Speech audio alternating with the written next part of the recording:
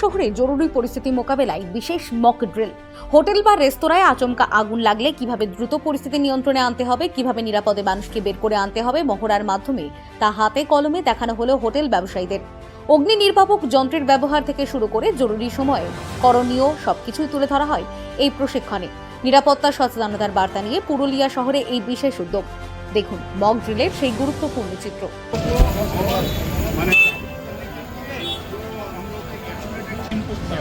তারপর কি double case কুইজটা এইখানে যে এইটাকে কুইজ করতে হয়, মানে ঠিক করতে হবে।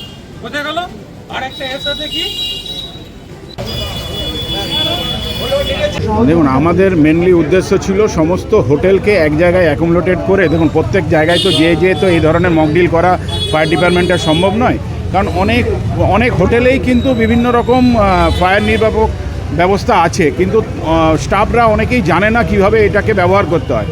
তাই মূলত আমাদের মালিকদের সাথে সাথে স্টাফ দিকেও আনা হয়েছে আজকে, যে সব স্টাফরা এসে সমস্ত হোটেলের স্টাফরা এসে এই মকড্রিলে অংশগ্রহণ করে তারা যেন একটা শিক্ষা পায় যে কিভাবে আমরা সেটাকে চালাবো, এবং ইনিশিয়ালি যদি ছোট আগুন থেকে বড় আগুন হয় তো সেই ছোট আগুনটাই যদি আমরা ফায়ার এক্সটিংগুইশার বা আমাদের বিভিন্ন যে সিস্টেম আছে সেগুলো দিয়ে যাতে আমরা বন্ধ করতে পারি, এইটাই আমাদের মেন উদ্দেশ্য।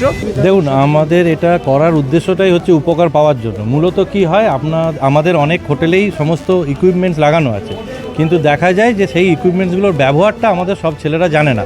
আজকে আমরা বেসিক্যালি যেটা করার চেষ্টা করেছিলাম ফায়ার ব্রিগেডের তত্ত্বাবধানে, যে সমস্ত আমাদের হোটেলের এমপ্লয়িরা রয়েছে তাদেরকে আমরা আজকে এখানে আনিয়েছিলাম এবং তাদের সম্মুখে এই ডেমনস্ট্রেশনটা করা হলো, যে যারা লাইভ থাকছে এবং যারা এই হোটেলগুলো মেনটেন করছে তারা করতে গিয়ে যাতে বিপদকালীন অবস্থায় তারা যাতে এটাকে ঠিক মতন অপারেট করতে পারে, এটাই ছিল আমাদের মূল উদ্দেশ্য।